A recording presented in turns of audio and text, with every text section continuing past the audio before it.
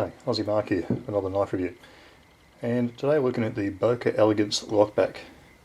This is a knife I've been carrying as my EDC for work lately, and to me it's just a really fantastic gentleman's pocket knife. That's an interesting phrase, gentleman's knife. What does that mean? Well, it's a term that's open to all manner of interpretation, I guess, but to me it's a knife that's well finished, it's using classy materials, they can be up spec. Some gentleman's knives can cost $1,000, others don't. They generally have a nice line, a flow, a beautiful design to them, and importantly, from my perspective, as a knife that I would use amongst other people who aren't knife people, they're a non-threatening type of a blade.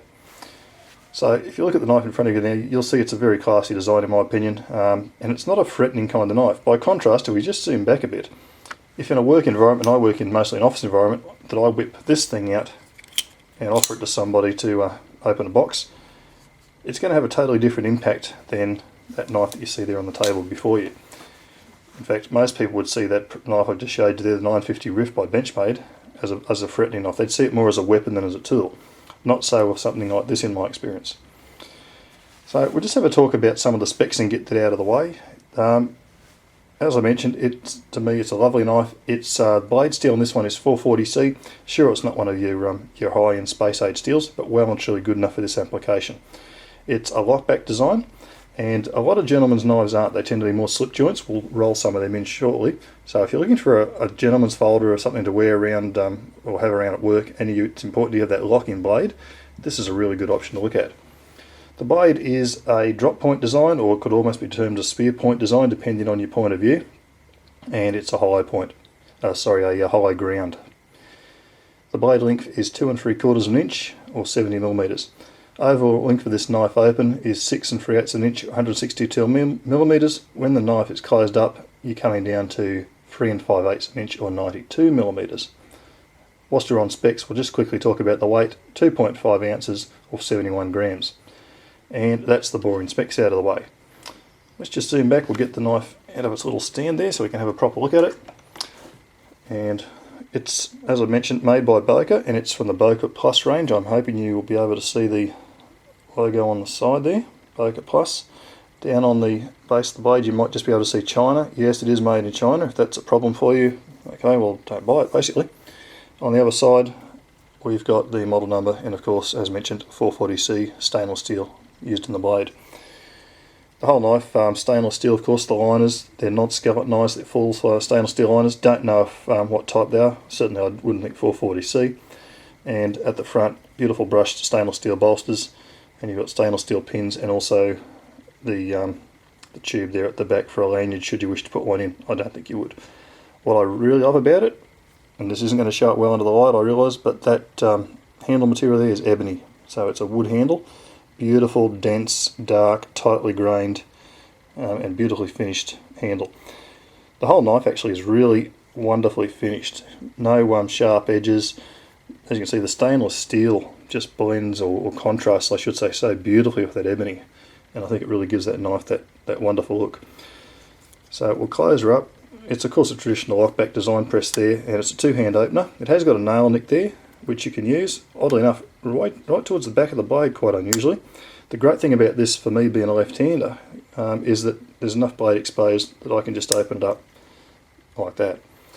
Very smooth mechanism. It's not adjustable, of course, but it opens up very smoothly, and the lockup's good and tight and solid, and there's no problems with that whatsoever. Comfortable knife in hand. You can get 4 fingers on it quite easily, as you can see there, and the blade shape I find's really excellent for general utility tasks, opening boxes, if you want to open letters, cutting string, twine, those general sort of day-to-day chores that you would get around a workplace. I really do love it. I can't tell you how much I'm enjoying using this knife. It's great action. Two-hand openers are, I know a lot of people don't like two-hand opening knives, but they're a classic sort of thing, and I actually quite enjoy them. The interesting thing, and I mentioned that these are non-threatening, one of the things I've been doing around work, and I, as I mentioned, work in an office environment most of my time. Most people aren't into knives, of course, and when there's boxes need opening or whatever, people tend to be fishing around for a blunt pair of scissors or some tool that's totally unsuited for the job. So I'll fish in my pocket, and not only will I use my knife, but I'll often offer it to someone and say, here, use this, get it back to you when you're finished. Not that I like laying out my knife, but it's an interesting experiment. And with knives like this and a couple of the others that I'll show you shortly, no one has sort of been horrified. They're a little surprised that I've got a knife in my pocket, but they generally are rather happy to use it. And it's interesting that even non-knife people can operate this knife with that lockback design, so I think most people have had experience with them. Other knives that are really good for gentlemen's knives and competition for this knife perhaps would be Victorinox, and in particular I think their Alox finish. This is a farmer model, are a great option. Of course many more tools in this, but as you'll see here, size wise fairly comparative, and even in thickness. The farmer's a little bit thicker of course, and it's a little bit heavier. Some of these other knives I'll show you, this knife weighs in, as I mentioned, at 2.5 ounces. It kind of runs in the middle of all these knives I'm about to show you. But that's a great knife, the Victorinox Farmer. If you wanted to go a little bit shorter on the blade and a bit thinner, you could go with the Cadet, of course. It's another good little knife. Other competition for this, well, one I've got that I like, but I'm not going to carry it as much now since I've got this Boker, is this one here, which is a Buck Model 302 Solitaire. And again, really classy looking knife. But to be honest, now that I've got the Buck, I just like the blade shape on the Buck more. Cutting edge there is probably much the same. Handle on this one's longer, but it's thinner, and I do find that this knife here, the Boker, is a nicer knife to use. And as much as I like the Buck, I think the Bokers are really, it's just got that more of a sense of class and gentleman's knife that I'm looking for. And I like the fact that it's got a little more belly on the blade compared to the Buck. Another knife I've carried a little bit at work, and it's I should mention those last two knives I showed you and this one, they're all slip joints, so these are non-locking. And again, as mentioned, if you're looking for a locking blade on a gentleman's folder, this one fits the bill. This is a case canoe model. Virtually any case knife I would suggest could be a gentleman's knife, purely by virtue of the fine finish that you tend to get on the case knives. And you'll see there, similar size, slightly longer blade, and I would suggest a more elegant blade shape on the Boker.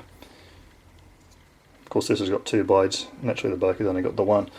If you want to compare it to some more modern knives, and let's do that, here's a modern EDC knife. Now this is a Benchmade Mini Griptilian. And again, some people will see that type of knife as a threatening knife. I don't.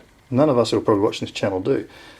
Size wise, very similar, slightly longer handle on the Benchmade, but cutting edge very similar, and even the thickness, the Benchmade's a little bit thicker. And of course the Benchmade's got the pocket clip if you leave that on there. Like most gentleman's type knives, this one doesn't, of course. The Boker come with a pocket clip.